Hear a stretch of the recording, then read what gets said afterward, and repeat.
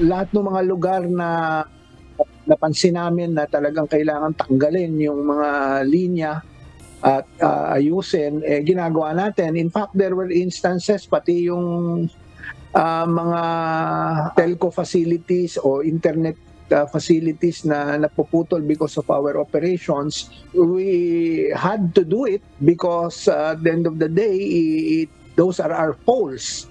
May mga umiiral ng ordinansa ang mga lungsod sa Metro Manila upang tugunan ang mga nakalaylay at salasalabat na kable at kawad. Sa kabila nito, nananatiling eyesore ang mga wire ng public utilities gaya ng kuryente, telecommunication, cable at internet providers sa iba't ibang kalsada, lalo na dito sa Metro Manila.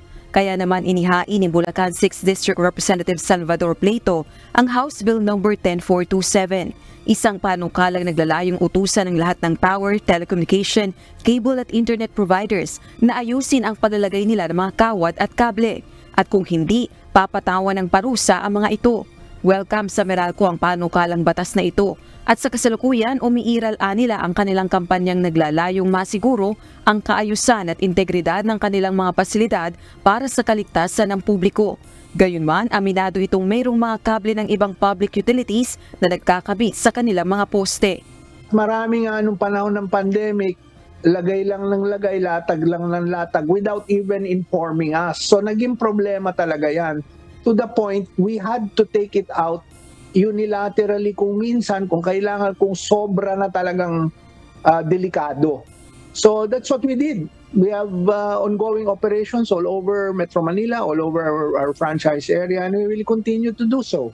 Naniniwala naman si San Juan City Mayor at Metro Manila Council President Francis Zamora na mas magiging epektibo ang pagsasaayos ng mga kawad at kable ng public utilities kung may umiiral ng batas kaugnay nito.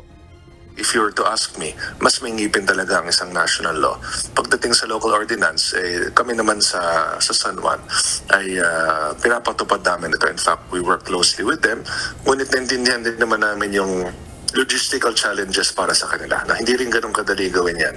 Dahil kung titingnan mo yung mga lugar kung saan ito matatagpuan, yung mga wires talaga, kita mo patong-patong na, buhol-buhol na. No? So, it will be a big undertaking, but it can be done kung talagang papagpursigin.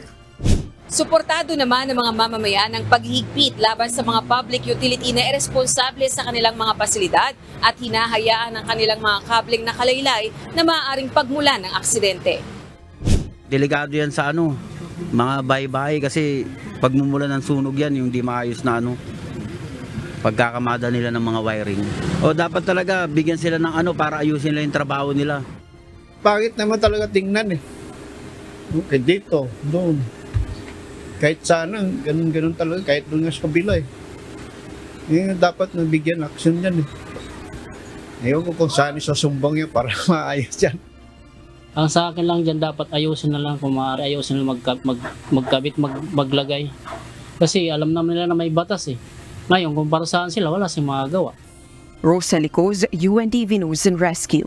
Diyos ang aming sandigan, serbisyo publiko ang aming pinahahalagahan.